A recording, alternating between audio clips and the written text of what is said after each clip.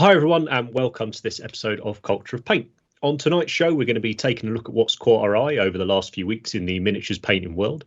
For our main topic we're going to try something new. We've got a few new cameras. We're going to do a bit of a hobby hangout session, have a chat about what projects we're working on, what we're planning for the rest of the year, and a bit of a natter with a chat as well.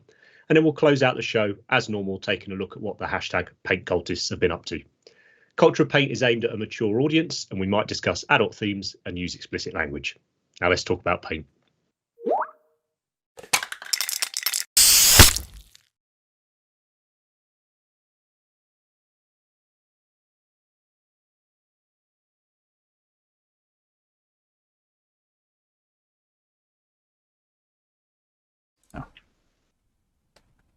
Okay, I think we are back with a million new cameras that you lot have no idea about yet anyway, and steam is coming out of Matt's head and computer screens and whatnot. But good evening, everyone. I'm Henry. Joining me tonight are Matt and Rich. Hello, chaps. How are you? Good, mate. How are you? Yes, very well, thanks, dude. Very well. Keen to get some good hobby chat on the go. Yes. So I will save that for the main topic. Chat's all in. Hi, everyone. Bjorn, Mike, Matt. Well, that's Matt on the call. Kevin, Jay Dizzle. Adult themes, very much so. Slanesh time. That'll be a great episode. Matt needs to learn a bit more about camera work before we can do that one, though. So no, we're not going that route. Let's have a look at what's occurred over the last few weeks. Let's get some slides up. So give me 1 second and just put the gallery on. And in the chat, let us know about the slides, because I know we've had a couple of times where the slide hasn't come on for a couple of seconds, has it? And we've been chatting about an empty screen. Yeah. Right. Nice one. So what have we got up first, Matt? My pick. Right. Yes. This person has been working on an orc army for 2-3 years. I think I've been aware of it. Maybe 2 years. I've been aware of it. Planned the big reveal last year at a show, an event, and obviously what's gone on's gone on. And this year went to the Facehammer AOS tournament, Facehammer GT, I think it's called, and took home best army. And this is a very good example of why they took home best army. This is their take on, I'm going to murder. It's take on Catacross. Maybe it's Cat Orc Cross. He's called it something clever with Orc in the title, and it sounds like Catacross. But the level of conversion that this dude's doing throughout the army, like, this isn't necessarily that much more converted than anything else in the army. It's absolutely insane. It's beautiful. It's wonderful. It's one of my favourite Orc things I've ever seen, and it's making me really keen to try and get to an event to see it. The fact that this is the gaming army is madness. But yeah, every little bit on here is a rip off of Catacross's base. So he's got all his advisors; they're all the correct ones. Just well, this is right up my street. This sort of thing. And I think, did I send you a picture of the banner, Matt? Yeah, I think the banner's in there some. I haven't got a close up. I got the banners. Obviously got various things that this Orc warlord has destroyed, and I believe after the recent event that he went to, I think he's added to it as well to reflect like stuff he fought and things like that, which is just that's top tier level of hobby, that. But yeah. So check him out. I follow him on Twitter, but he's on Instagram as well, at Slow Painter Loz. Look at that. Zog off. Oh, it's so good. So good. Very fitting for October coming up. Of course, yeah. Well, you might as well have a quick chat about that now you've brought it up. So go on, pimp what you're doing on the compendium. So paint an orc, tag me in it, and at the end of October, I'm going to pick three orcs: fantasy, sci-fi, and an illustration. And 3 of you will get a £25 gift voucher for G-dubs each. So all the info's on the post in the compendium. But yeah, Doesn't have to be G-dubs. Can be anything. Just got the orcs. It's got to be. Just It doesn't even have to be greenskins. It's just got to be orcs, right? Greenish skins. Well, what other famous is one then? What other famous sort of what color are they in Warcraft? Are they blue in that, or are they green in that? Orcs? Can't remember. Yeah, it's been a long time since I played it. Blue war paint. Traditionally green, Right. but then they also have like more skin-colored ones than anything else as well. Yeah. What other? So Lord of the Rings orcs, they're sort of more like brown and sort of Brown and grey. Color. Yeah, grey. Yeah, nice. Can't think of any other really famous. I read a brilliant book when I don't know. I think I found it in a pub, early 20s. Book just called Orcs. It's by Stan Nichols. It's really, really cool. Like having only really come up at orcs from either Tolkien or G-dub, which is certainly back then was very derivative, sort of, of Tolkien stuff. It was really cool to sort of see them cast not necessarily as the bad guys, have them got some heroic elements to them. I think I've read that book. Really cool. I was trying to remember it now. There's some sort of spice in it. It's not June.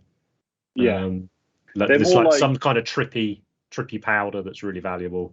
Yeah, they're more like coherent, aren't they? And they're not like just they're idiots. They're just like they just happen to be orcs. Yeah, they're just quite martial and all of that, but no real different to a human sensibilities in most ideas. Yeah. So yeah, it's pretty cool. There's some Cult of Paint only fans incoming. I don't think so, Joe Dizzle. Bjorn saying that they're originally brown, they turn green afterwards. Nice. Hi Baz, nice to see you in the chat. But sorry, that derailed that a little bit. But that's kind of what tonight's show is going to be like. I think just a bit of general hobby chat as we try out some new cameras and stuff. No, none of that. Right, what's up next? What's the next slide? But yeah, amazing. Go and follow that person. It's incredible. Oh wow. So this was my pick. Yeah, it's just wicked. I love a bit of Nurgle, and like the green stuff work on there is just great. Like it's not a huge amount, but it really adds to it. And there's an Abaddon kit. I don't know where that knife thing's from. Like there's Centurion stuff in there. It's a like hodgepodge of all the kits. But yeah, that's a lot. Really wicked. Insane, it's massive. Yeah, it's going to be big. It's like half of that stuff is Abaddon, I think. Yeah. So you reckon? The arm definitely is, and I think the leg is. Yeah, the arm is the middle of the torso is from Typhus. Yeah. Right. I think the belly plate might be from an AOS Varangard model, maybe off the horse, like the horse is, or a chariot, like it's a comparison type thing.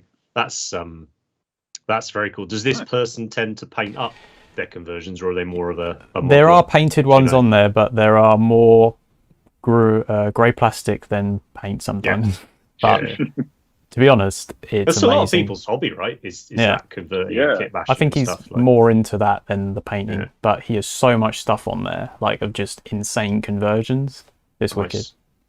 Nice. No, very cool pick. Yeah, that is a great pick. These will all be in the description. In fact, I think they already are in the description. If you're watching it back, they all will be, all these accounts. So go and check them out. Have we got some of Andy's picks as well, Matt? No picks from Andy this week. Cool, that's fine. No worries. I was just double checking. Yep. Before I don't talk about something. Yeah, wicked. So next up is me. Of course, it's the Space Marine. I was going to say it's Space Marine. It's a great thingy name as well. Yeah. So there's a few of these actually. He's done a starter kill team for it, and I mean everyone knows I love a Space Marine. I do like a Chaos Space Marine, but these are probably my favorite Chaos Space Marines I've seen because I like the Chaos Space Marine kit. It's an incredible kit, but it just never quite. I never saw anything that I would like to do myself with it that I've seen anyone do.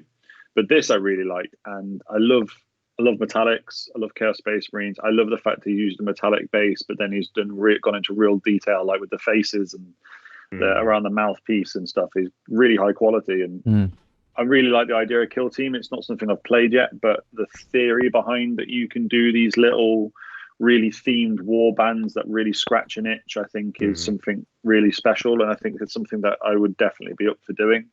As we all know, I butterfly a little bit. So rather than me butterflying, say I'm going to do an army and then jacking it in after 2 weeks, if I manage to get a Kill Team done, it's something playable. And that's the goal for me at the moment. So I saw this and I just thought it's so clean and just really nice. Yeah, absolutely. It's a good example, isn't it? Like you're saying, is metallics. You get a very decent result for less work than you do with a flat scheme.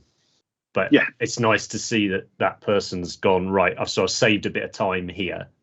I'll put that time I've saved into doing the face, exactly, and the cloth and things like that. And that's that's really, really cool. I also quite like how he's giving the camera a proper stare, right? It's like he's in the middle of the battle. It's like notice super blingy. It's getting packed. It's not And if you pick that up and look at it, obviously that's going to look amazing as it does from this angle. But also, a couple of feet away on a board, it's going to stand out. It'll be visible. Yeah. This is. I like. Sorry, Matt. Go on. I was just say this is Martin, isn't it? Yeah. That's the guy's name. Yeah. I believe so. Yeah. Very epic. Yeah, it's nice. Great painter. The new Kill Team's definitely, I think, got a lot of people quite excited. And one of the things I think's been a change for the better is that the Kill Team is largely one troop type. So whereas in the past it was, a tactical marine, a scout. I don't know if there was a Terminator in there, but you know what I'm getting at, which in theory sounds really cool, but also meant that if you wanted to do it, you had to go and either go on a bits hunt or buy 5 boxes and not use 75% of them. Like, I do really like the idea of it being, okay, I'm going to buy the Chaos Marine power armored Chaos Marine box, and I can build a Kill Team out of it. I like that as well. I also like the fact that there's a lot more. I mean, you get a lot of options with Space Marines, but I like the fact that you don't get many of them. So, like, if you take guards, for instance, or the Orc Commandos, you can get like 12 of them. Whereas Plague Marines, if you take Plague Marines, you can get 4. Yeah.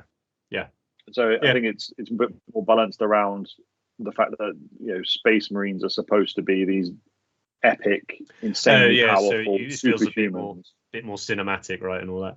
You would have 4 dudes against 10. I'm going to be very intrigued as to where they take it. Obviously, we've seen the next couple of kits coming for it.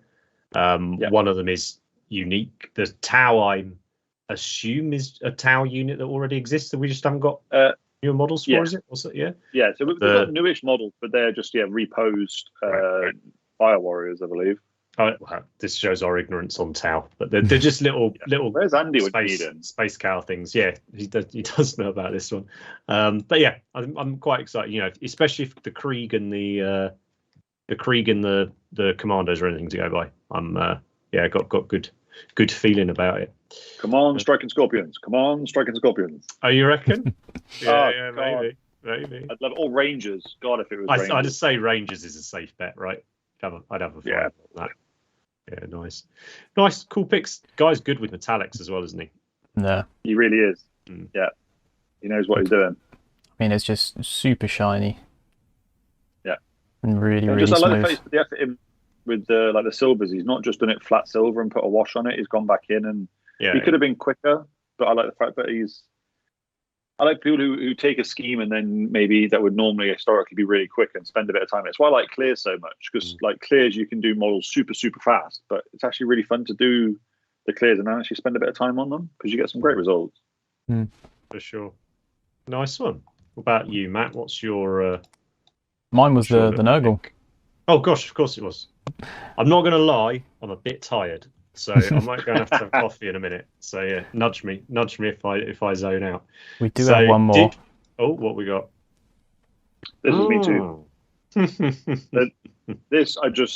wanted to put this in because I was being greedy this week because I saw some lots of stuff. Just loved it.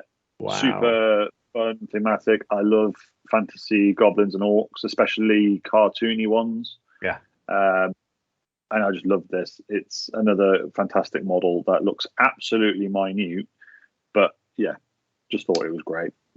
It's actually 54 mil. I was going to scale. say, is it 54 mil? Yeah, looking Yeah. at the cork. Yeah, Wow. nice. Pick one of them up, add it into the Direguard stuff. There you go. I haven't got to bother making goblins now. Nice one. Cross that one off the list. Yeah, that's really, really cool. Has this sculptor done a lot before? Yeah, I had a look on his Yeah. store. He has so much cool stuff. I was just like, oh, I want that. I want that. I want that. Nice. Really that'll be quality stuff. a fun little rabbit hole then. Yeah. I think that was it. Nice one. Did we have a meme this week? No, we didn't. didn't get around to a meme this week. Unbelievable, considering that we have possibly just been through the greatest meme creation in the entire Games Workshop. I can pull a meme up if you want. Which is I'm sure the chat, I'm sure those listening know who we're talking about. If you've been on any form of social media in the last couple of weeks since the Black Templars release or the preview, you will not have been able to avoid that. Yeah, probably the greatest gift Games Workshop could have given to the savage thugs that are the Warhammer meme.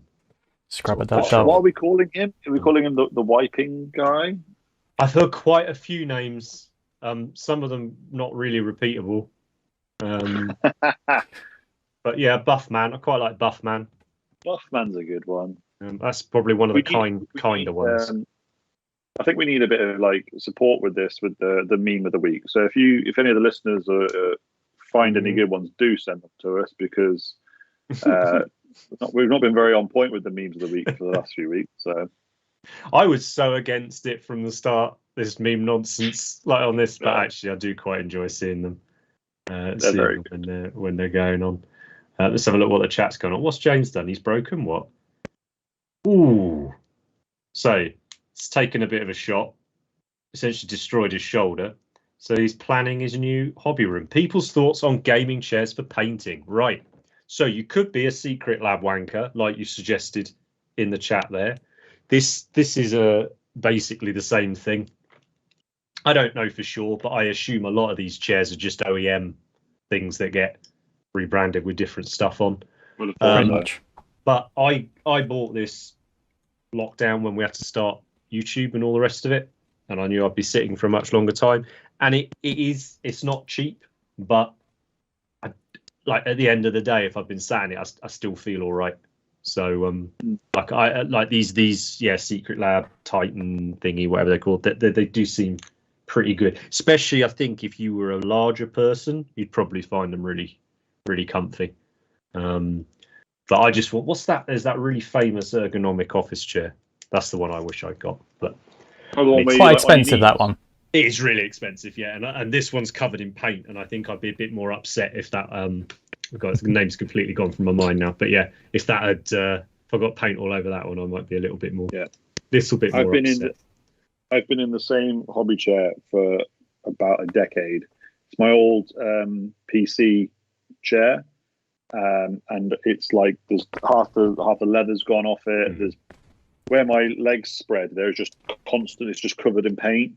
There's paint everywhere. It's dusty. It's gross, but I will never get rid of it. Your back must love you. I was going to say, is that sentimental, or is it because you still play rugby and therefore don't have any feeling below the neck most days anyway? That is one big thing. But it's the perfect height. Every other chair I found is just way too high up. I like to sit quite low on the desk because I'm quite tall, and I rest my arms on the desk when I paint. So it's the perfect height. Yeah, it does make a big difference. Height, doesn't it? Yeah, definitely. I did notice that, to be fair. Yeah, being on the taller side as well, like propping the desks up and stuff. Someone's just said, Jadis has just said in the chat that they think spend the money on a proper office chair, they're better than gaming chairs. I think you're probably right. In fact, I think you're almost certainly right with that. But that's it, Herman Miller. Thanks, James. That's the one you want. Yeah, there was something kind of fun about getting these big Secret Lab wanker chairs. So I don't mind it. And I got this one in some horrible scheme, so it was like 50 quid cheaper than all the others because it's got a bit of faux suede down the side of it. There's some pretty atrocious ones out there. I'm surprised GW haven't done a collab Because I know a few of the other, like there's Do you imagine the cost? I don't know, like there's a what's the Fallout? That chair's about the same price as all the other ones, and it's cheaper now because they've obviously got a surplus of them. But yeah, I could see like a Space Marine chair and whatever. Sit here in my Space Marine leggings and my Space Marine football jersey, pajamas. Space Marine lunchbox. Space Marine, yeah. Well, I mean, I paint enough of them, mate. I mean, I get a bit sick of that when I'm doing a 20-man tactical squad. Paint far too many Space Marine lunchboxes. Right, have you managed to get a picture, Matt? No, it's a bit of a faff to get it. Never mind. Well, we all know what we're on about, and that's the almighty polishing servitor from Helbrecht, which I'm sure we're going to be seeing a lot of. What I hope we see is people doing some models of some of those memes. Then I'd be really impressed. Right, are we going to have a chat about paint cultists now, Matt, before we shift on to the main thing? So, guys, one of the things we're doing with the show tonight is we've had a chat. I'm sure it's not escaped your notice that there's been a few weeks break since the last show. We've got various Kickstarters going out at the moment and going back to jobs which have previously been work from home and stuff. So things have got on top of us a little bit. But we really want to get back to that fortnightly schedule with the show, and one of the ways we're thinking of doing this is having every other show be a hobby hangout show, so much like tonight's will be, and then the opposite every other week would be more of our scripted shows with the interviews, the topics, that type of thing. But we want to make sure on all the shows that we still do what we've seen and sort of the paint cultist stuff, because the paint cultist hashtag it's growing and growing and growing. And again, every time I'm going on there to pick some pictures to chuck up, there's just so many more, and the variety as ever is brilliant. So before we sort of go off and see if these cameras don't work and you can see what we're playing around with and having a chat about, I thought we'd go through the paint cultist beforehand. So again, Matt hasn't really seen these other than having to chuck the slides up, and Rich doesn't know the ones I've picked. But yeah, go and check it out on social media if you want to. And if you want us to take a look at your work or share it with other people that are watching the show and therefore probably paint nerds as well, then use that hashtag. Just so you know, I won't ever put up work in progress pictures. That's not because I don't think they're great. I'd rather put up the finished model. Okay, so let's have a look. First up. Cool. I'm like this close to going down a Lord of the Rings rabbit hole. Yeah. I said you were mental for that, and then I was in Warhammer World the other day, and I saw the cabinet that had all the orcs and with goblins, all of the things in there. Actually, the goblins are awesome. Like the Probamorial ones, the really little ones with the spiky armor. I was like, they're great. Yeah. So yeah, I'm with you on that one. And this, it's just a lovely interpretation of one of our hobbits. Yeah, it's very cool. I honestly think I would come out of that project a much better painter. Yeah. Because they're tiny for starters. Yeah.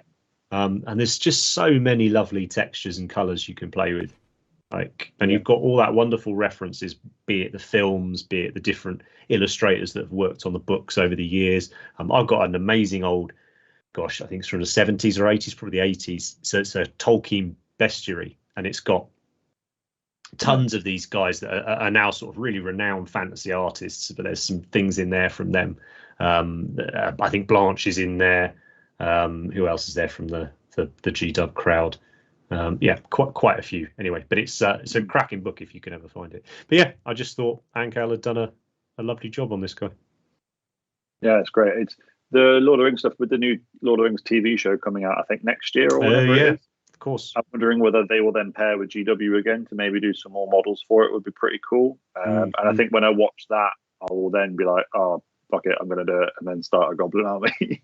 Well, GW did renew their license for the miniatures, so yeah, I assume that fills me with joy. Bjorn, Hobbit hole. That's very witty. I wish I'd noticed that comment sooner, but I will give it credence. Well, yeah, fall down a Lord of the Rings Hobbit hole. It's on the cards. Nice. It's on the cards. Right, what's that next, Matt? Oh, cool. So I'm not, again, my nerd cred is pretty poor, but I think this is X-Men. Yeah, it's Rogue. It is Rogue. Right. There just seems to be tons of Marvel. Oh, please tell me X-Men's Marvel. It is. Yeah, right. There seems to be tons of Marvel stuff like around at the moment.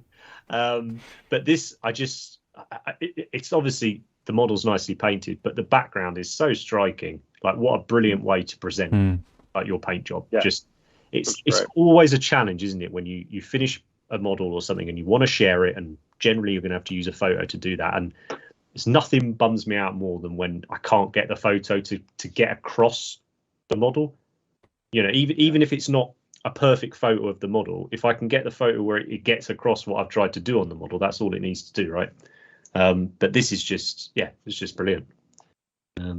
Very like from front on, this isn't like a bad compliment. It's flat, like you can see. It's like a painting. It's really cool. Yeah, it's really cool. Really well executed. Great idea. Great colours. Yeah, love that backdrop. Attila, great work, Attila. Next up, I think I picked quite a few this week, so we're gonna rattle through 12. This is from Joshua Lai, great account to follow. One, picked it because I just think the sisters models are absolutely brilliant. And secondly, I picked it because he mentioned he'd followed one of the tutorials for the armor, and I was like, oh, cool. It's always nice to see, like, when you fire a tutorial up, it's always nice to see people like take it and then probably spend a bit more time on it and make it look a bit nicer. But this, for me, I think is the Imagifier. Is that what it's called? Anyway, the battle standard bearer. BSB. When we saw that new sisters release, gosh, it must be what, 2.5 years ago, something like that. At least, yeah. This was one of those ones from it where I was like, oh, okay, yeah, cool. Like they're going all in. They're not just giving us, battle sisters. Yeah. But yeah, just love it. Like a whole army like this would look superb. So I hope he finishes it. And I must get around to doing that model. But yeah, good work. What's up next, Sue? This one, I've no idea why it's in here, in the sense of it's a Tau drone, right? There's nothing particularly, but obviously when I'm looking through these paint cultist pictures, I'm picking the ones that jump out to me to do on the slide. I do look at all of them, and I guess this is other than the fact it's nicely painted. Obviously, it's a great example of the right colours just pop, don't they? Like you stick it on the table. You see it on it's going to draw people's eye. So yeah, I know bugger all about Tau, but I know this is a drone and it looks like it's got a gun on it.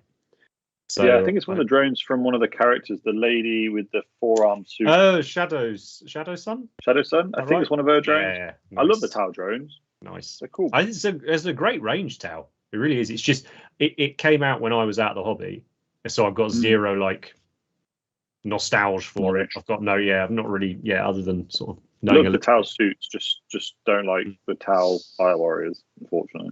But it's nice work. Nice.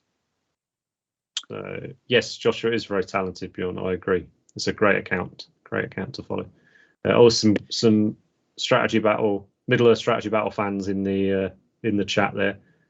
Very nice. I was talking to Dan from the Out of the Frying Pan podcast, which is a Middle-earth strategy battle game thing, the other week at a Heresy event, and he was extolling the virtues of it. Sort of, come on in. The water is fine. I'm tempted. I'm very tempted. Right, we'll go next, Matt. There we go. Nice. Yes. Yeah. So this is a kit that's getting painted soon. It's built, but it needs to get painted soon. Just if Thomas wants to just send those to me, then that would be swell, because that's exactly how many of them I want, and he's done a great job of them. So it's that.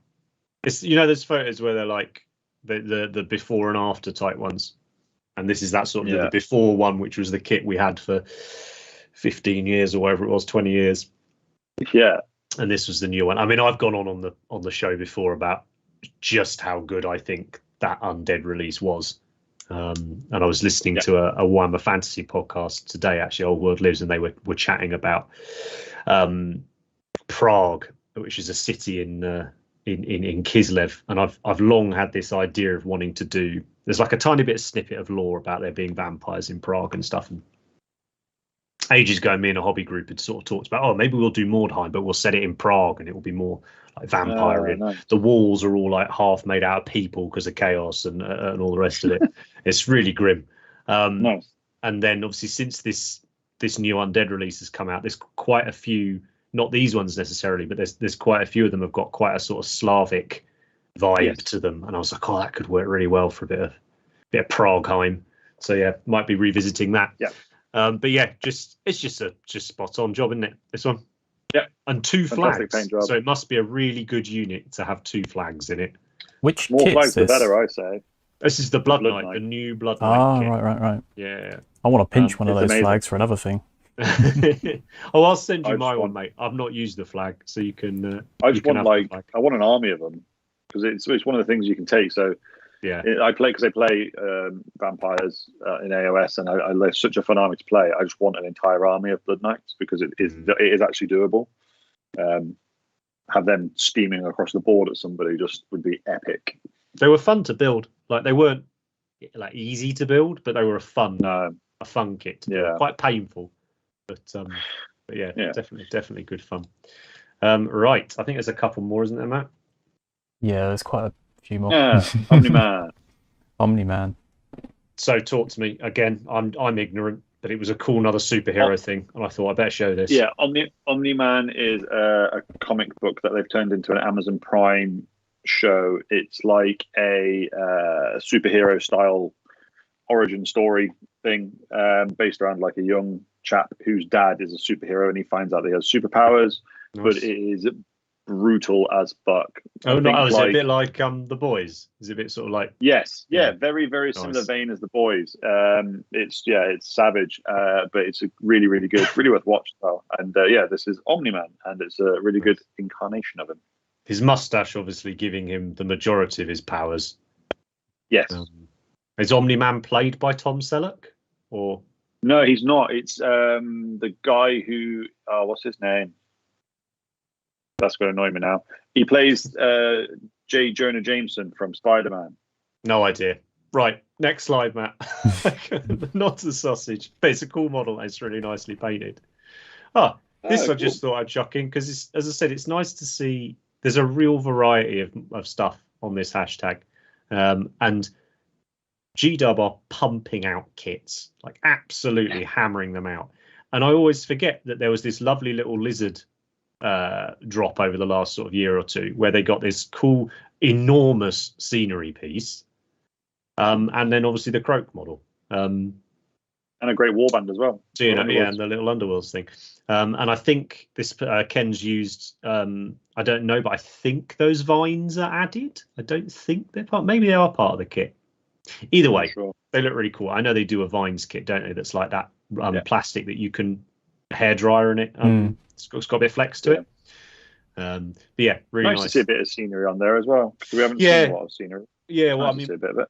probably chat about that a bit in the hobby section. But I'm weighing up a handful of different projects, and one of them is scenery. And in fact, I just got a box today from a mate of mine of some more old world village houses and towers to paint. So yeah, but yeah, nice one, Ken. I think it's wicked.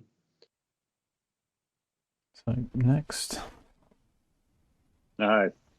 This is in because obviously it's Titanicus, and I'm massively biased. Yeah. No. Jared's a good dude as well. His painting's really come on, but he's painted up just a casual, like, I don't know, 6 or 7 engines recently, in Legio Presagius, I want to say. Pretty sure it is.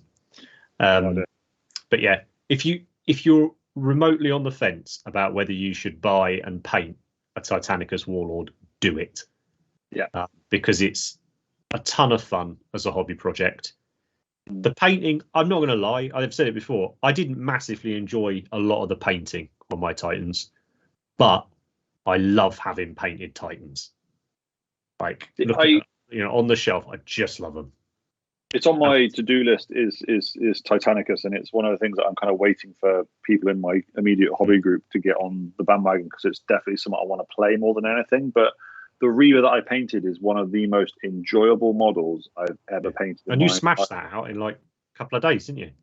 Yeah, a few days. It was proper, like, it reminded me of like back when we used to do the heresy stuff back in the day, like loads of masking, oils, lots of airbrushing, and then like detail work, and it was just a joy. I love painting walkers anyway. They're my favorite thing to paint, but also altering the way that you paint, because you're actively painting it in a different scale. And I never do anything a different scale other than your normal 40K or AOS sort of size. So that was a really fun challenge, and just making things try and look a little smaller.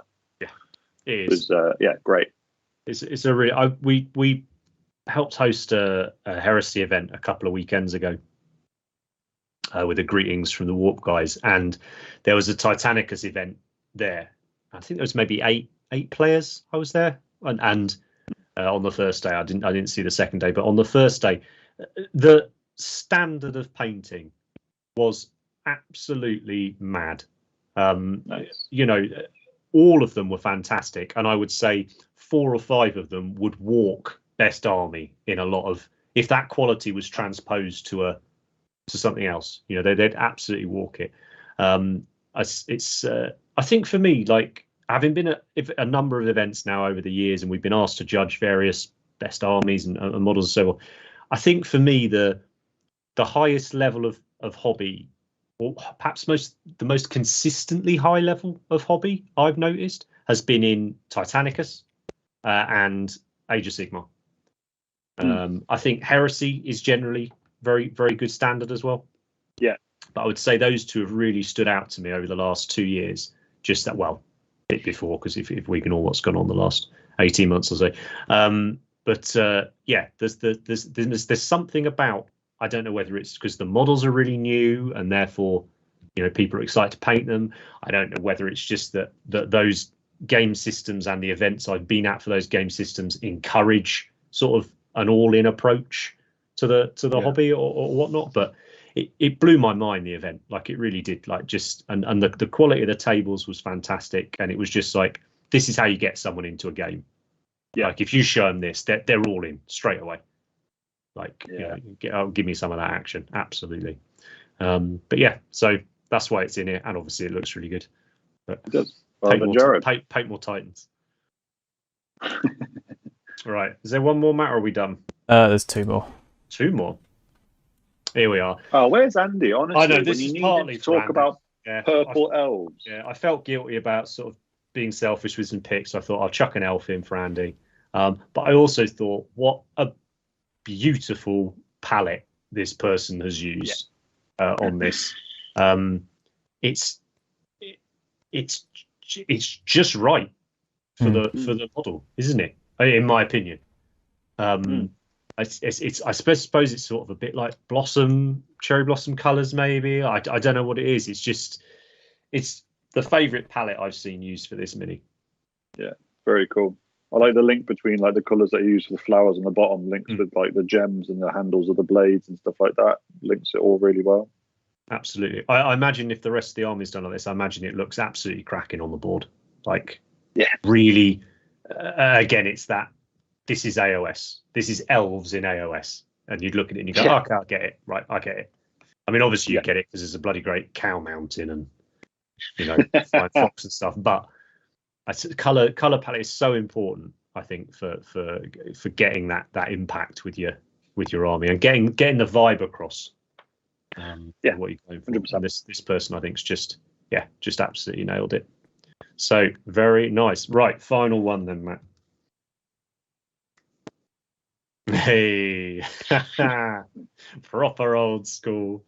And they strung the bow. So it's an old Wood Elf Way Watcher. But actually, no, it might even be a Scout. I think it's a Scout or the Scout Champion from 5th edition Wood Elves, which was my last army before I went on sabbatical, basically.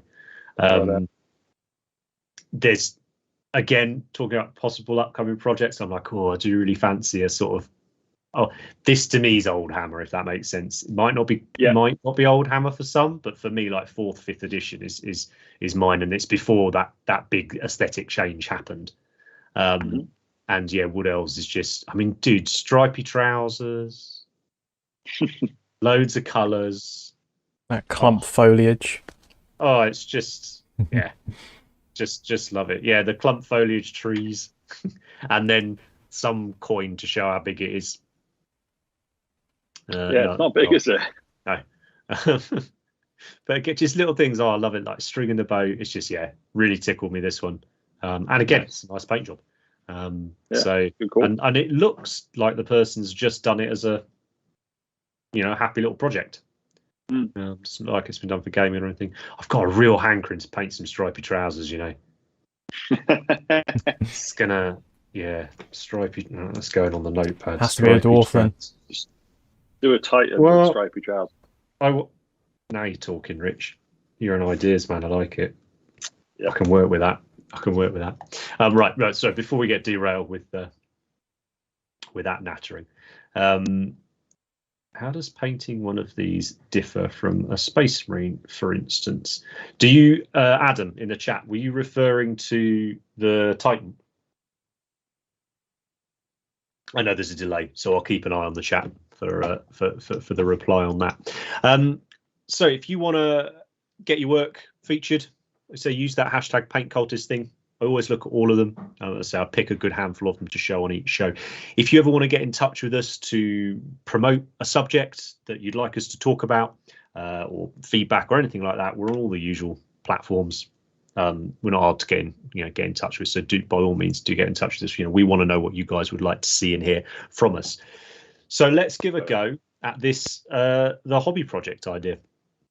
So we've got a bunch more cameras. We've got some cameras set up on our desks.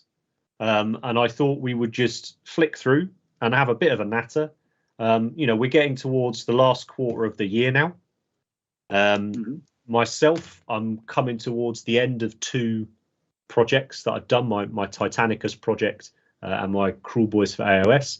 I've got some significant life changes coming up personally. So I want to try and plan out what I'm going to be doing maybe for the next 3 to 6 months, allowing room for the new shinies. But, I one of the things I'm quite, I wouldn't say I'm necessarily proud of any of my paint jobs from the last 18 months, but I am really proud of the amount of stuff I've got painted in the last 18 months.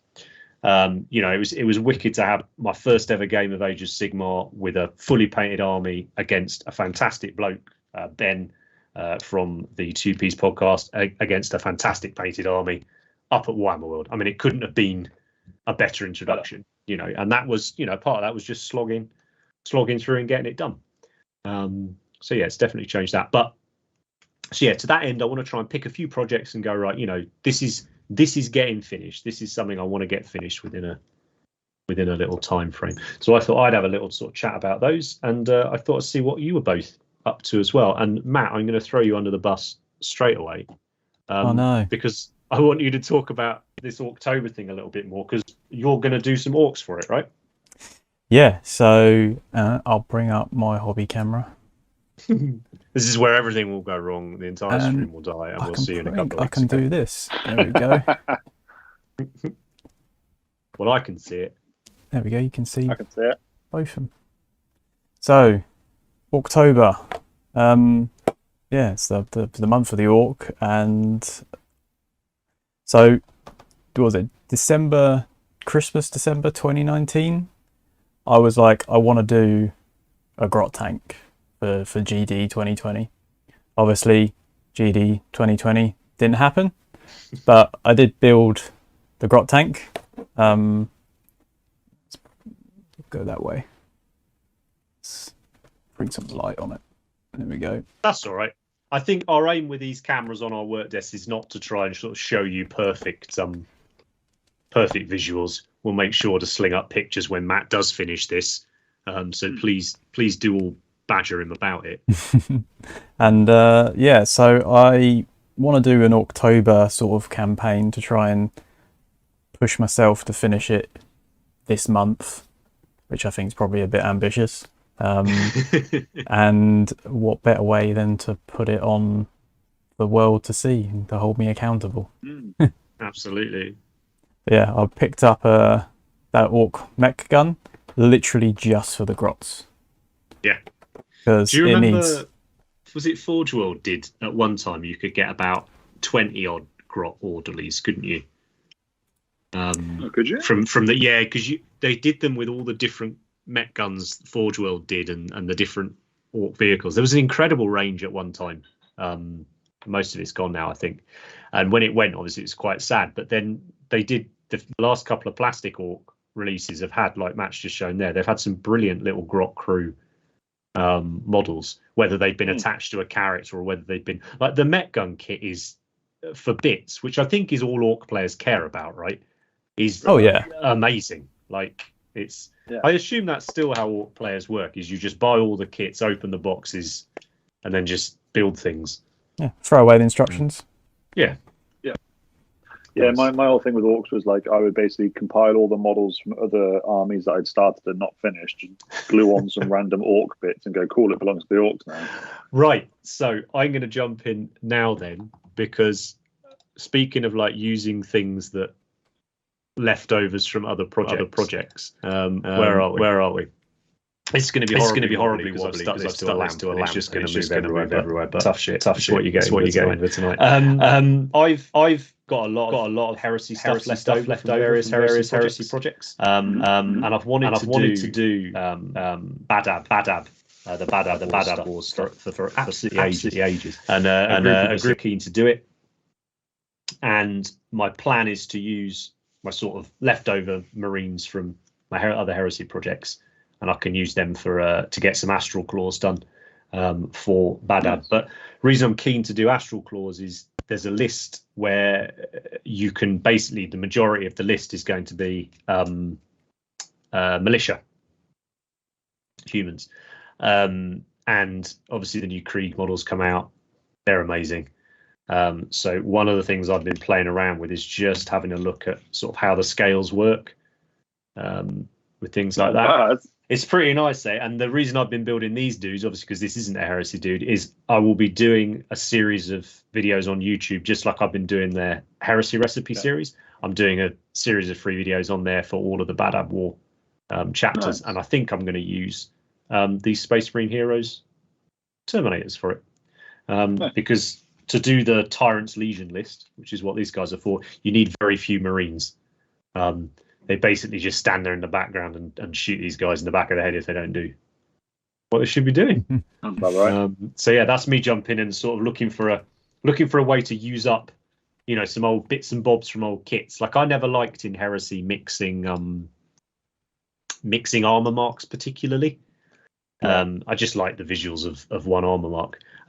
But one of the things I loved, and I'm sure a lot of people loved about Badab when we first saw the amazing, all the amazing color plates and things from it, is you've got, it's quite conveniently to hand as well. Not that this is all I look at between work, but you get all these amazing color plates with, and they've just sort of mixed all the armor marks up on them. Yeah. And it was, it's just that, you know, that's how that was me getting back into it all. You know, Badab was the way in, as it were, and stuff like that. So it's it's going to be a really nice way to use up the odds and sods from that heresy project before starting sort of new heresy project for new heresy kind of thing. So yeah, that was me. That's me steamrolling in on your project there. But back to you, Matt, about October. So just the one grot tank? So just the one grot tank. So let me bring it back up again. So it will be, I mean, it's pretty big. So I don't know where they're keeping all the ammo for these, because this is a demolisher cannon from a Vindicator. This is part of the, you know, that stubby Baneblade cannon? Yeah. It's got 2 Bow Predator flamers on it. And more Dakar. Yeah, it's just Dakar everywhere. I actually think I had more fun putting this together than I will paint it. Yeah, I can see that. all the plasticard, because it's like pretty much scratch built from plasticard, other than the odd sort of GW bit thrown on. Some tin foil on it as well. You know, you should get those green stuff rollers for like tubes. Yeah. You put a bit of tin foil in it and like press it, and it makes like corrugated roofing type stuff. Yeah, So I've got sort of corrugated roofing, all the detailing up there, and just tons of pipes, just Dakar. It's all you need. Nice. That's nice. And because it's not a grot tank you're doing, in the sense of it's not the Forge World grot tanks, right? This is a this is much bigger. Yeah, I was going to say it's a lot bigger, isn't it? But it's the plasticard pictures are on my Instagram account, so you can see all like the detailing, and I did all the tracks, like each track link, so that was painful. I bet. Yeah. Christ. Yeah, good work, mate. It's fun. Good work. So what are you thinking, Rich? Do you reckon you'll get any orcs done then for October? Kind of rude not to. I know, yeah. I mean, I've been playing some more AOS lately, so I'm playing with my own dead because it's quite a quick army to paint. But there is a bunch of stuff that I want to add to my AOS Iron Jaws army. There you go. The new book's come out. The new War Clans book has come out, which I'm really excited about. I got that, so I've been looking at that. You know, there's that option like too much choice. So I looked at it, and I can basically take whatever the fuck I want in an army now. I'm now like, oh god, like there's a lot of options here, and I've been painting them to somewhat of a higher standard than I would normally suggest for an army. Options are terrible. Options are terrible. So ignore it. Ignore them. Stick to Iron Jaws, dude. Give yourself a chance. Yeah. So at the moment, I am making. I suppose it is still October. I'm making a rogue idol. There we go. Some scratch building rogue idol from bark. Cool. At the moment. Actually, I will just lean over and grab it. Hold on. Nice one. Matt, someone in the chat, Bjorn's saying in the chat, if we can we get a close up of your roofing work? Chucking in the Instagram images, you'd be able to see them. I've just noticed as well in the chat saying there was a bit of audio issue when I switched to my I sorted that table cam. So sorry about that, guys. That's kind of what I said this episode might be. That's the worst thing that happens. My camera a bit, and here we go. Here's where it will really go. Go to shit. So this is my rogue idol that I'm making. Can we see that? Should be able to see it. Yeah. Oh, cool. So that's my rogue idol I'm making just from cork. So cork bark, and then the faceplate is the base of a orc chariot that I've drilled holes in and made teeth for and stuff. So nice. That's a great idea, dude. And also, it's a 400 and something point model that'll bump up my Iron Jaws quite nicely. Yeah. Another Ben Chambers very kindly lent me a Mega Gargant, which is those massive giants that are in Age of Sigmar to play with in that game. You just pop it back on the screen, Rich, just because there was a bit of a video issue at that point. Okay, hold on. I'm putting it under my video camera. Bjorn saying, can you have Troggoths in it? Yes, some, not loads, but you can ally them in, so you can still get a good chunk in if you want. Adam's saying he's getting that that sort of not analysis paralysis, but almost overwhelmed by having just too much choice from the new Stormcast book that's come out. Yeah, I believe there's 70 something units or something in that. The Space Marine issue, I guess. Yes. That's what people are getting. Yeah, it is a great pose, isn't it? On that Titan, stomping on something. What are you having him stomping on? Well, I'm going to have, I don't know if you remember, there is a model, I can't remember where it's from, but I know I've got it, and it's a flat goblin. And it's I can't remember what. The original Plastic Giant kit. Right, so I've got that somewhere. So there's going to be a flat goblin on the floor. Because I want a few goblins riding him and all over him. So, like, one of them unfortunately fell off and got stuck underneath the foot. And also, I looked at the rules for the rogue idol, and his attacks are mostly when he stomps on people. So I thought it made sense for the model to actually be stamping on him. Yeah, You could Looks use some. fantastic, mate. What are those? The ones that the fanatics like Yeah, chain them Yeah. down onto it. That'd be cool.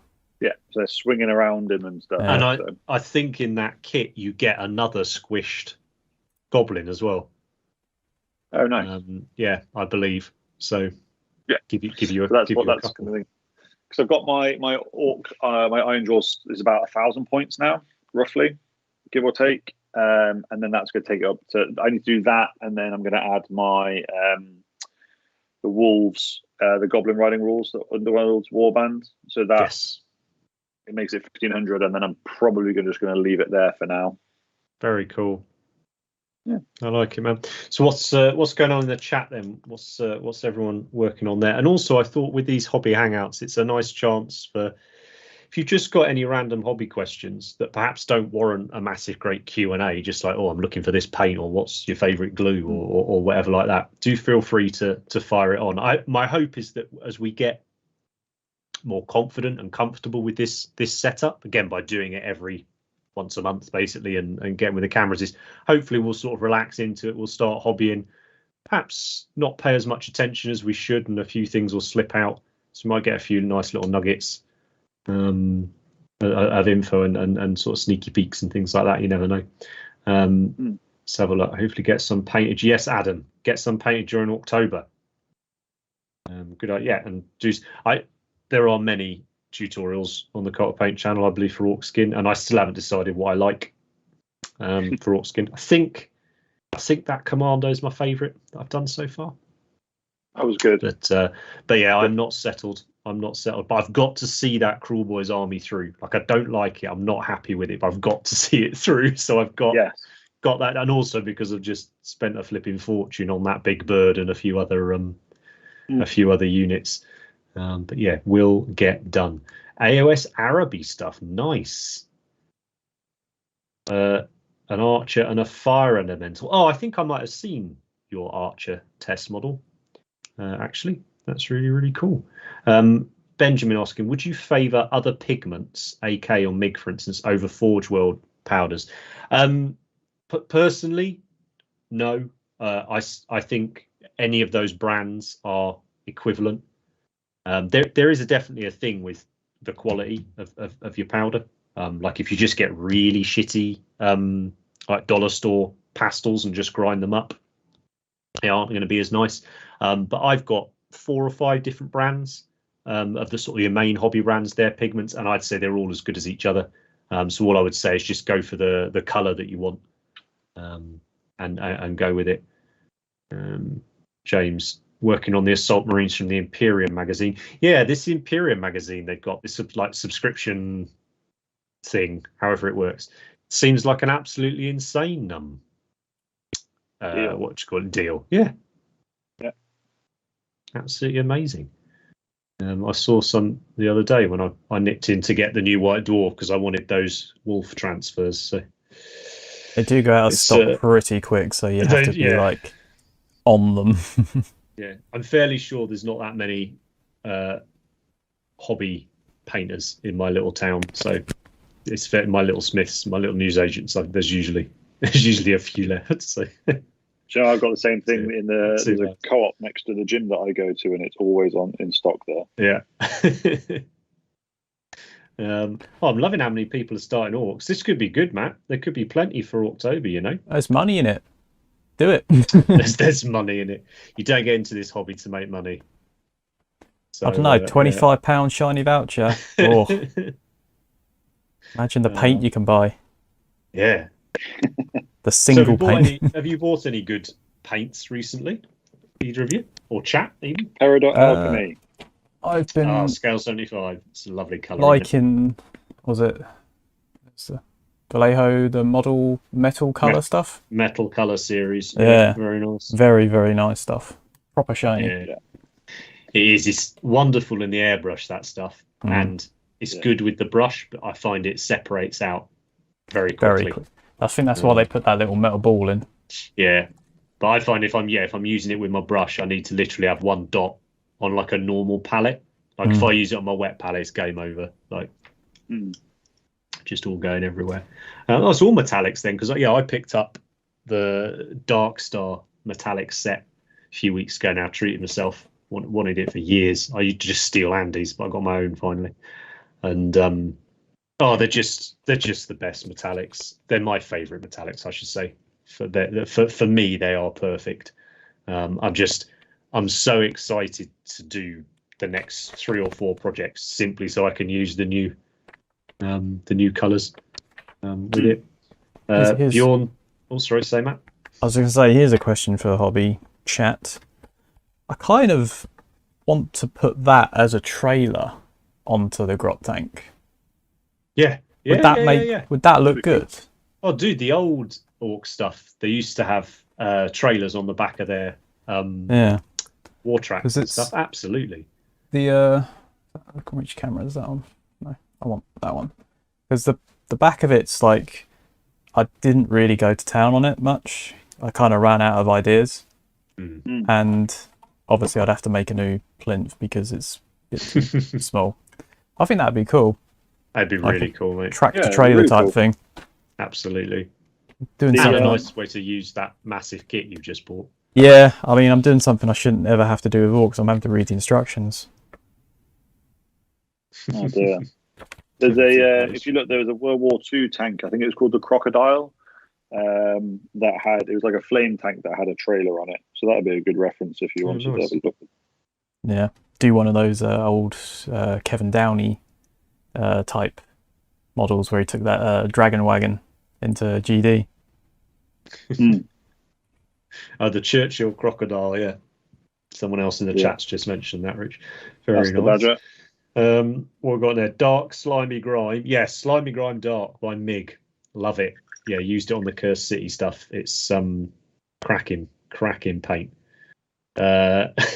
Rob's putting hobgrots in a sandwich bag full of Agrax Earthshade. Shake and bake. Gets them done. Done. Those little fuckers did work for me in the game the other week. Like that probably says more about my ability though as a general than it does about the unit. But yeah, they shanked a couple of orcs. Like the other big lads went in first and did most of the damage, and then the shanking boys come in afterwards and finished them off. Nice. James working on raptors for Badab, excellent. Such a fun, like non-typical marine scheme. Less so now with some of this Primaris stuff we see where they're all a bit sneaky, but before that there was so few marines we saw that were sort of theoretically sneaky. Sneaky is a 7-foot like diesel powered walking tank and super soldier can be, but he's probably got extra lube on joints and things. Just whispers a lot. And Aeronautica, yes.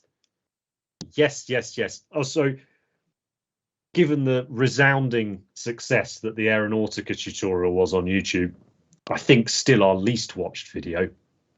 I still love doing it, as did one other bloke enjoyed watching it. So I am going to finish that for him and me. But I'm loving these new little marine planes we've got coming out very soon. Cannot wait to paint some of those. And the mini Thunderhawk. Can't be long now.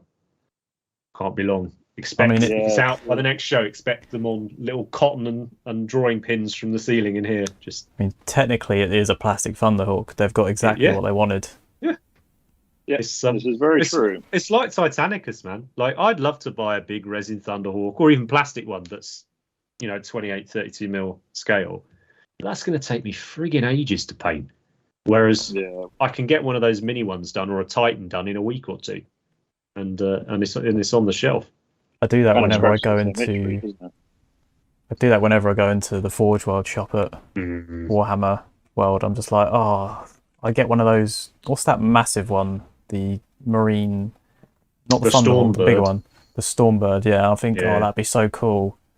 Amazing scenery piece. I know, but it would just sit in a box.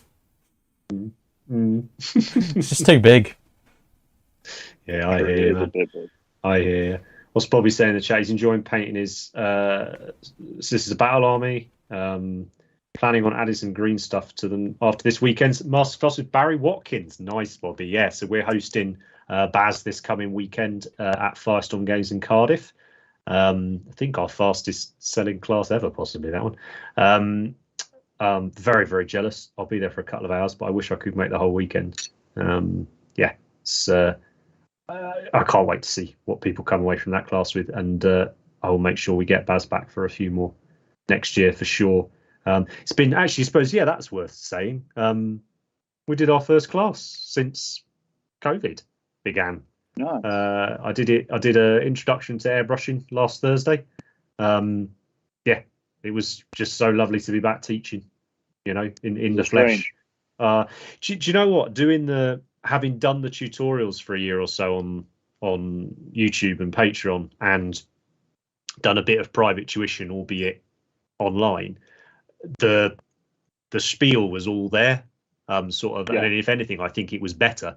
Sort of be able to be a bit more concise, a bit more, deliberate with what I was saying for things.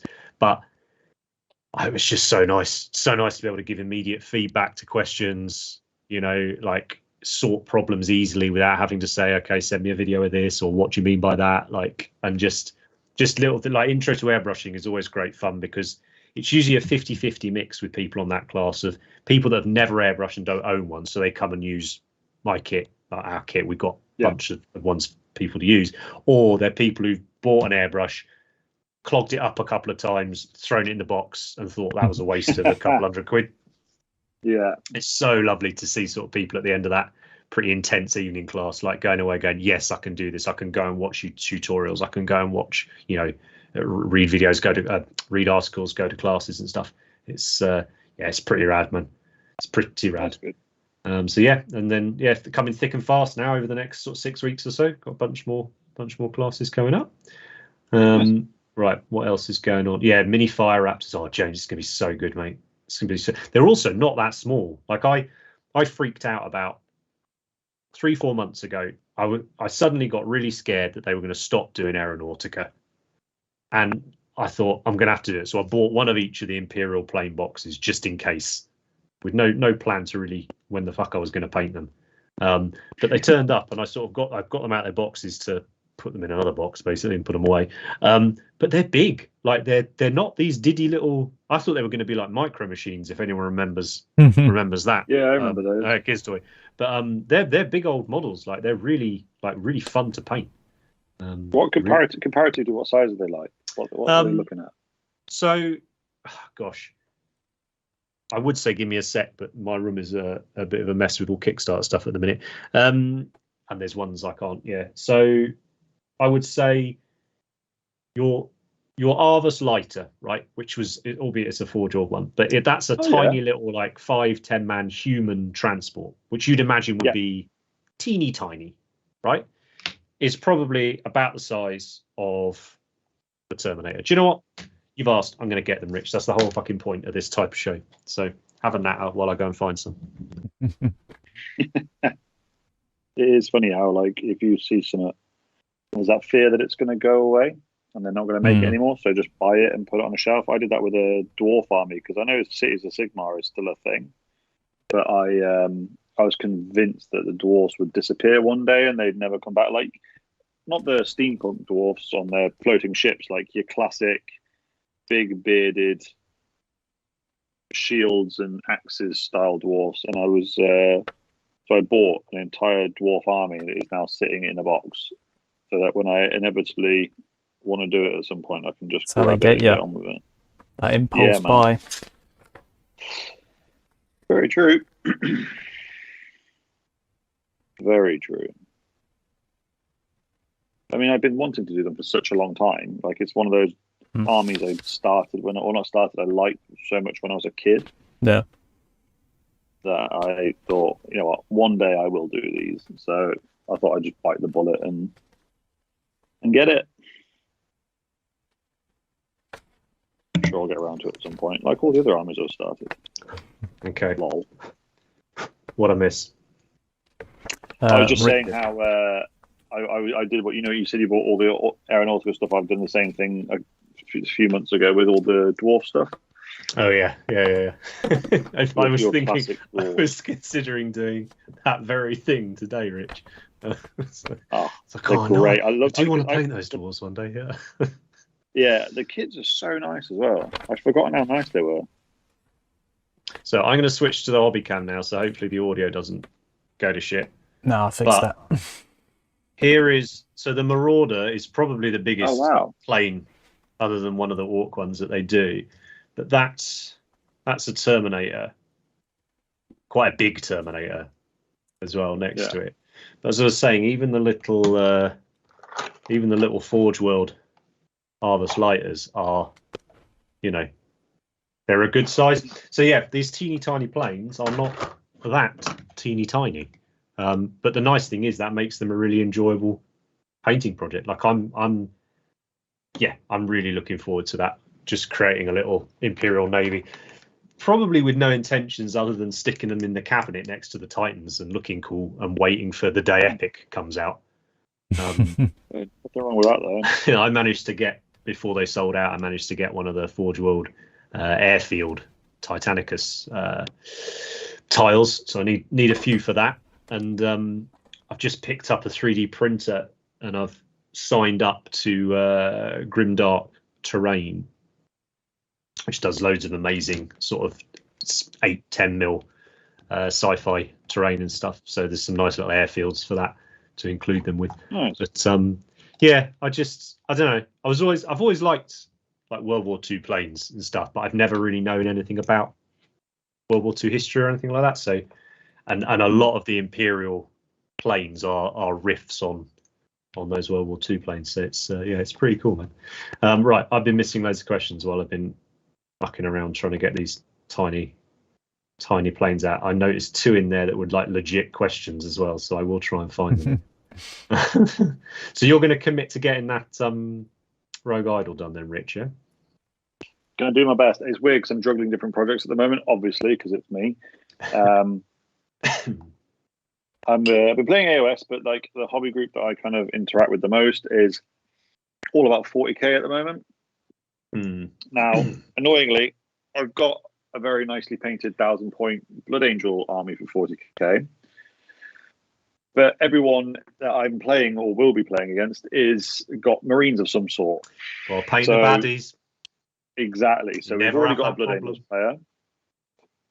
We've got a Blood Angels player. We've also got a Silver Skulls player, a Nurgle player, and then Andy's doing some Sons of Horus stuff. So I was like, well, I've not got a lot of time to do it. So I thought, bugger it, I'm going to do the world's quickest painted Necron army. They're basically just black and glowy green. Love it. But it's, I've done a squad of 10 warriors I did in an hour and 40 minutes. Pretty good going. That'll do. That's how you get armies done. And I bet it looks rad on the board. Oh, yeah, from 2 feet away. It's just black.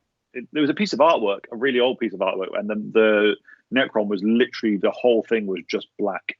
And his gun was glowing green, and I was like, you know what, that's the one. So I've done that. Powdery bases, it is the world's fastest painted army, but like you said, it's there to play with. So I just want to smash out a horde army that's evil, so I can play against my mates who are all good guys. I think I'm certainly coming around to that idea of now I've got a gaming group that are all really good people that I want to hang out with. It's just, do you know what? Whatever the fuck people want to play, let's play it. Because that's where you get the fun. One of everything. Right? It's that. Yeah, I want one of everything. That passion and that thing. That's the thing to play. So I found a couple of the questions. I've just lost them again now. I've said that. Stefan's asked, and you're going to have to, if you're still in the chat, Stefan, let me know whether you mean your hairy brush or your airbrush. What do you think works best as a flow improver for brushes? I'm using glaze medium, but I'm not a fan of the extra drying time. So for airbrushing, I use the proprietary thinner for the paint, so Tamiya for Tamiyas or one of the other brands for the other brands usually, and that tends to have a mixture of things like Flow Aid and stuff in it, which helps. I do occasionally use Flow Improver with some metallics. If you sometimes get this beading effect on your model when you spray them. Actually, those metal color series, I get it with sometimes, and I'll find a drop or so of Flow Improver, and that's just Liquitex Flow Improver, and I've had that bottle for 10 plus years, and it's like still 90% full. If you're on about a flow improver for your hairy brushes, for me, it's just water's what I've learned to dilute paint with and do it. Like very occasionally in the summer months, I'll use a drop of either drying retarder or glaze medium, or matte medium, which is effectively Lamian medium and stuff. Like I'll use that very occasionally just to prolong the drying time. But yeah, so see what you're on about with that one, Stefan, if you're still in the chat. What about you, Rich? Exactly the same, mate. I use, like you said, Tamiya thinner with Tamiya paints. I just use Vallejo airbrush thinner with my regular airbrushing paints. I go through more Lehman medium than I go through like cups of tea because I use it for everything. I use a lot of it when I thin down washes. So I tend to find the washes and contrast paints from GW just have got too much and you get tide marks and it's just a bit full on. So, and I use a lot of washes. So every wash I make, I use 50-50 Lehman medium with it. I find that you lose the tide marks and it's just a lot more subtle, so you can build the color up rather than just banging it on and you're getting like it ruins your color. Yeah. And then a hairy brush, water. I've always just used water. I don't think I use anything else really. I use water even with powders and stuff just because I find it's quicker to dry. But yeah, that's about it. Anything from you, Matt? Anything you enjoy? Pretty much the same. Vallejo thinner for airbrush stuff. I don't think I've ever used Lamia medium in my life. And just normal paints, just plain water. Just keep the water clean and then like rinse out every now and then you don't really have many issues. Yeah. Don't drink it if it's got loads of paint in it. Or little sea people living in it, like mine has at the moment. Yeah, mine has as well. Seaweed, I don't know where that's come from.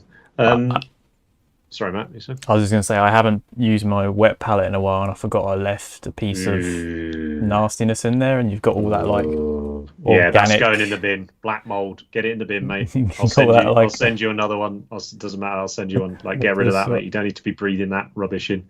What's it? The Vallejo paints have that like organic stuff in or whatever, and maybe that's where the little Honestly, it looks like you're diving off the fucking north coast. Like if you look into my water pot, it's bizarre whatever's in there.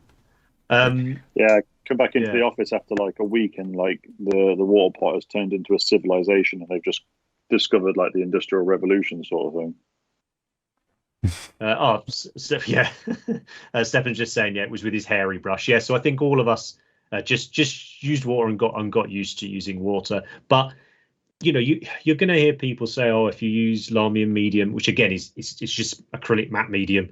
So if you use any mediums like that, or glaze medium or whatever, people call this cheating. It's not. Whatever makes it more fun for you and how you can get the results you want, go and use that stuff. So just because we're saying we use water, that's because that's how we've learnt.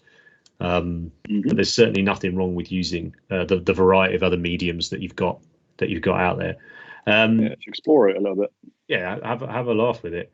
Have we got any thoughts on some of the Warhammer Plus paint teaching tips? I haven't actually watched. Have I watched any of the Warhammer Plus painting videos yet?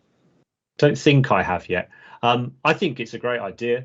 I really do, and Louise, who they've got doing the tutorials, is a phenomenal painter. I mean, we featured her account on here a number of times. We're big fans of her painting. So I haven't watched the tutorials yet, but I hope that you're getting to see perhaps how she approaches painting things, because that would be rad. I haven't. They're pretty good. Honestly, I've not had time to sit and watch anything over the last couple of weeks, so I will be teeing them up for sure. I watched they did the metallic one on like a Stormcast or something the other week. I think, but yeah, it was pretty good. It was accessible. Yeah, nice. That's it. I think it's not really. I suppose it's a bit to do with painting because there's the painting tips on there, right? But $5 a month or whatever it is for some cartoons, some old white dwarfs. It's worth it just for the white dwarf tutorials. Yeah, like I'm all over that. More stuff like that, I bet. It's basically GW Patreon, isn't it? Yeah. So obviously I've been sign up to us first, and then go and do. I've been really enjoying the battle reports on there as well. Oh yeah. So as someone who's been playing a bit of AOS and is just getting into 40k, the battle reports that I did on there are really great, and it's really helped me learn how to play. So for me, it was worth it just for that, to be honest. But I do like Louise's painting things as well. They're cool. Yeah, nice, man. Someone's asked. I've fucking lost it again because the chat keeps moving. But somebody asked about can we recommend any enamel washes that give a similar finish to burnt umber oil wash? So my favourite brand at the moment for that type of thing is Ammo by Mig. I just really like their stuff. I really like them as a company. And I like their products. I did a video ages ago on using enamels, oils, and acrylics to do pin washing with, and the different sort of way you work with them, but also the fact that they do all have a different finish. So for me, I wouldn't use an enamel instead of an oil, or an oil instead of enamel to achieve the same thing. If that made sense, I'd be using the one that I wanted to get that effect from. So, and I will frequently on a model use both oil and enamel in different capacities. So yeah, Ammo by Mig's my fave. About you, Rich, anything? What have I been using lately? I use AK Interactive a lot. I've been really enjoying their enamel wash for wood lately. Not using it for wood, but using it for just washes. I think it's been really good. Their engine oil's a really good one. Very glossy, adheres really well. But yeah, I agree. Like oils, I'll use oils if I want to that sort of color from a specific oil paint. Then I will just use that one. But I agree, I do use a bit of both. I've been using a lot more enamels lately, just for ease of use. Like I do like using oils, but I feel like you kind of have to gear up for a good session where you can do lots of oils and get it all prepared and have everything ready. Whereas I like the fact that the enamel pot, you can just crack the lid off and go. Yeah. Mike in the chat saying Ammo by Mig streaking rust gives a very nice alternative to burnt umber. So there you go. Whoever asked that question, I'm really sorry I've lost your question. This is the first time I've looked at the chat so much on one of these shows, so forgive me for that. Here we go. David asked it, so there we go. That's answered there. And somebody asked something about contrast. Here we go, Dan. So I really struggle with how to judge the level of contrast required with highlighting, e.g. edge highlighting Space Marines. Too cautious, maybe. Any tips? Go bright. There's something Andy's, I know, worked on his own stuff over the last few years. He didn't feel he was pushing the brightest points bright enough.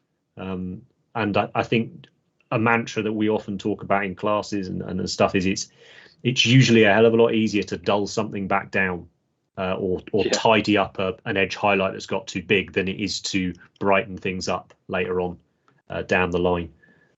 So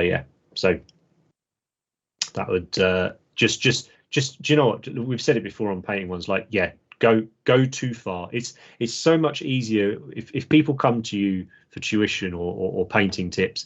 It's so much easier to say to someone, okay, dial that back 10%, or rather than being, oh, you need to give more this, more that, more this. If it's there already and we can trim it, that's the dream. That's what you want with it. What about you guys?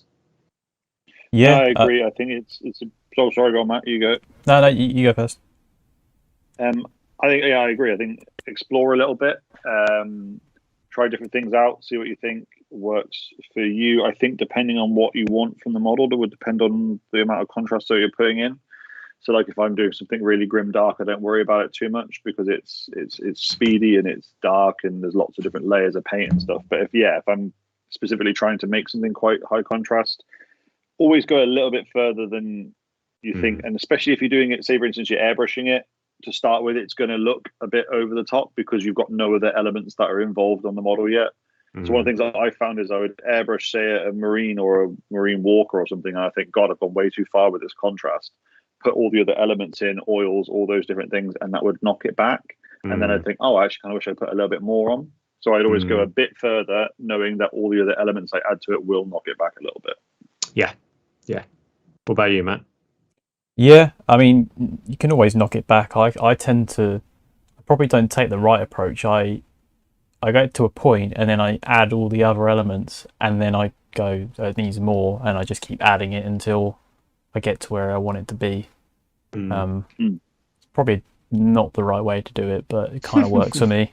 Yeah, it's certainly something I'm gonna work on my next few projects. Is and I don't think we're actually going to have much of a chat about that, just seeing the time. But I would like to get a little bit more contrast between my lightest points and my darkest points for sure on the next few projects. Man's actually just asked with regards to these Araby models that he's painting. This is probably going to upset every tech person out there, but I'm just going to switch to this camera because it's easier to show you. So these are these amazing Araby arches that Manzac Miniatures has been working on, and you've asked something about the trim. And I think the thing is, for me, they do look better with trim. It's whether or not is that trim going to be easier just to paint on a little bit of NMM gold trim or something, which really isn't as difficult as it sounds, considering it's such a small area. For me, I'd either go all out like this one you've done on the right here, or I'd be inclined just to leave it off completely. This side to me looks a bit too elfy, whereas I feel like this is a little bit different, and the nice plain finish looks quite nice as well. So yeah, great account, great hobbyist. Go and check it out if you get a chance. Right, let's see if there's any more questions, and then we can probably look at wrapping things up, chaps. Test User 1. It's a catchy title. Is it true that the more expensive airbrushes are useful for detailed work, mostly where the difference is visible, and that for larger areas to paint, the lower price airbrushes would be sufficient?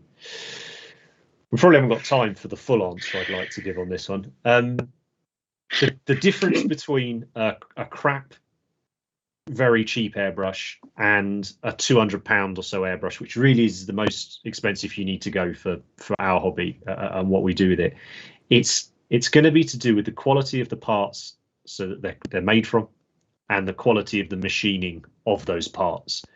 They both fundamentally do exactly the same job. They fire air, and there's a metal tube in the middle with a needle that you can fire liquid out of. Personally, I think it's a false economy, sort of getting an okay brush to learn on and do your basic work with, and then have a good brush, as it were, to do your fancy stuff with. For me, like, it's the best quality brush you can afford, use it for everything, and maintain it, and you'll be good to go, sort of forever on it. But there's way more to that question, but that's what I would say on that. I do not buy into that idea of a really expensive brush just for detail work and a crap brush for varnishing or whatever. It's nonsense as far as I'm concerned. I do like to use a different brush for like varnish and I like the AK Interactive like chipping mediums, because they do tend to gunk up your brush very quickly, and you do have to dismantle that whole thing to clean it. And sometimes I can't be bothered, so I just leave it and then just crank up the PSI. Again, see, I'm going to disagree. I'm going to say, right, so you blow it out, you put some isopropyl in there, you take your needle out, cotton bud, done. You're done within less than a minute. You're done. It's clean. It's good to go. It's just metal, right? It's just metal. There's not. It can't do. If you leave it overnight, you're going to ruin it. But don't get me on that whatever it's called, not bandwagon, soapbox. I come over to Matt's house and throw out his crap airbrush. Hey, it's a cult airbrush. You can't throw it out. So this is it. Just I use my, and yes, obviously I've got a free one, but I have bought an Infinity before as well. That's a £200 airbrush that I use to varnish, to paint, to whatever in, and you just clean it. Just get used to cleaning it. We've done videos on cleaning it. Don't buy into the mythology that it's just really difficult. All right, a lot of that stems from people buying shit airbrushes made of crappy plastic and materials that disintegrate when you put water in them. I think that's the thing. Like the harder brushes, there's 10 parts at most, probably less. Yeah. It's really not difficult to take the thing apart. Just chuck the whole thing in isopropyl, job done. Other than the valve, of course, take that off. Yeah, but even then, you know, there's a lot of the higher one of the things you're paying for with the higher end airbrushes is the various seals that are in them. The difference between them being like an easily perishable rubber or a much stronger PTFE material. But yeah, I don't want this to become an airbrush thing. So yeah, trim, good recipe for worn leather with a hairy brush. There's millions on various well, there's not millions. There's quite a few on different tutorials. Totally depends on the color you want. But I think we paint leather on most things that we put up there. When making an oil wash, is there a certain ratio of Sansador or mineral spirits thinners to paint that you use? Always seem to get too thick or too thin.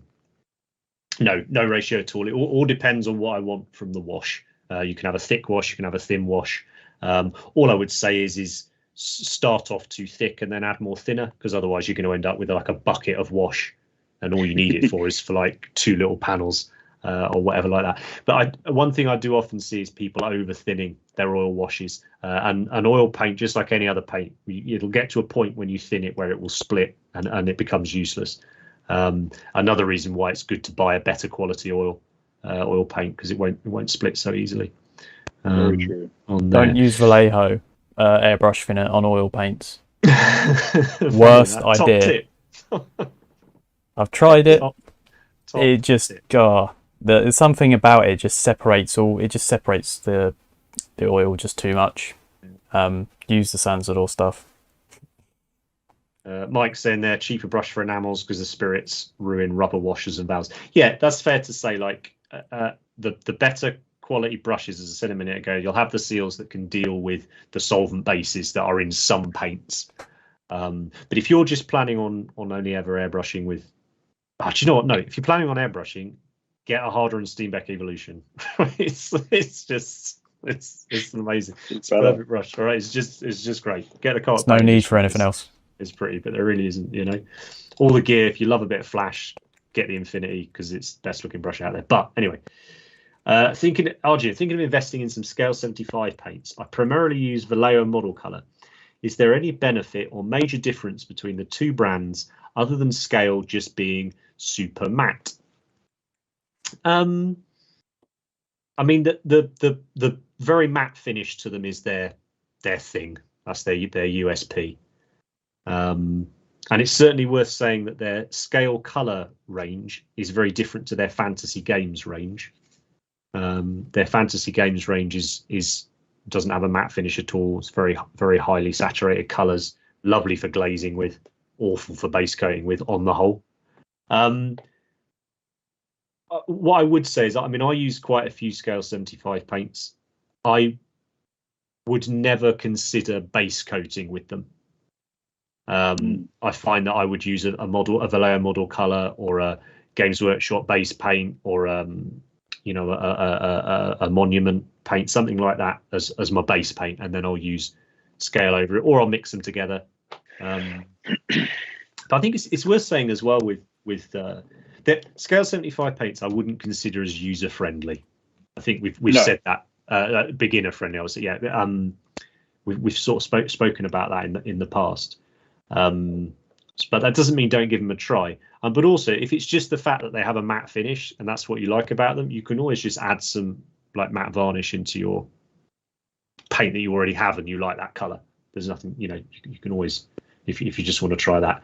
But they're I'd say pick up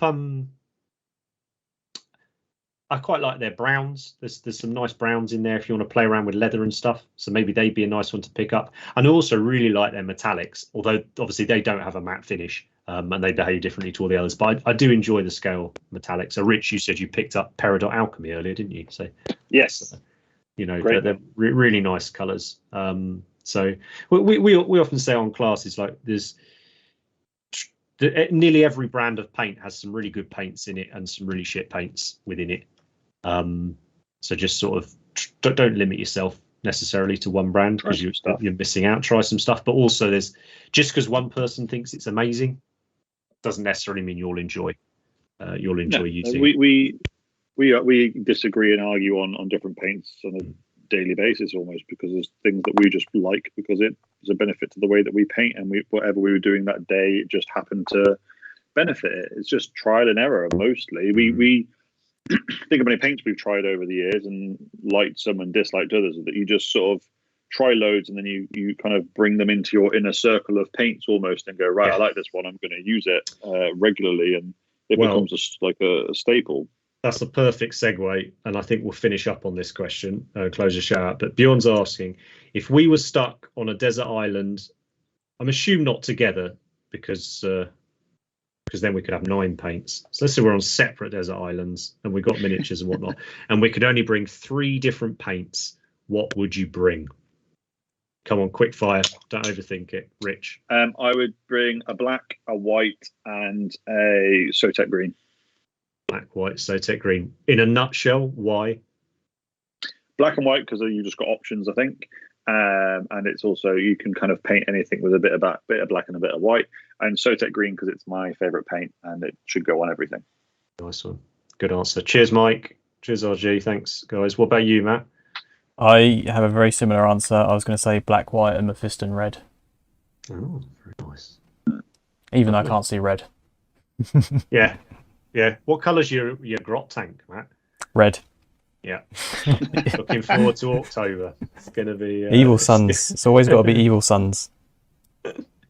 Nice. I would go Vallejo model colour black, Vallejo model colour white. No, fuck it. We've got black and white. They're boring. What would I have? I love Baraknar Burgundy. I think it's an amazing colour. I would take Dark Star Blackened Bronze because it's an incredible colour. And I would take model colour black, and then I'd just paint everything super grim dark. And yeah, it'd be great. But no, three's mean. You need at least 20.